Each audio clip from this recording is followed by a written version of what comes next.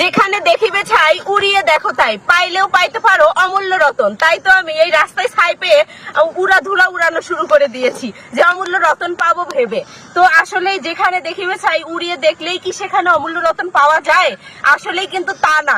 আমরা ছোটবেলায় কিন্তু বইয়ে পড়ে এসেছি ছাই উড়ালেই নাকি অমূল্য রতন পাওয়া যায়। আমাদের টিচাররাও কিন্তু মূলত সেই পড়াগুলোই শিখিয়েছে। তো আজকে আমি সেই ছাই ঘাটাঘাটি করতেছি অমূল্য রতন পাওয়ার আশায়, কিন্তু এখানকার ছাই কিন্তু অমূল্য রতন আর পাবো কি? মূলত আমার ড্রেস আপ সব এই ছাইয়ে ঢেকে যাচ্ছে। সব জায়গায় কিন্তু ছাই উড়ালে অমূল্য রতন পাওয়া যায় না।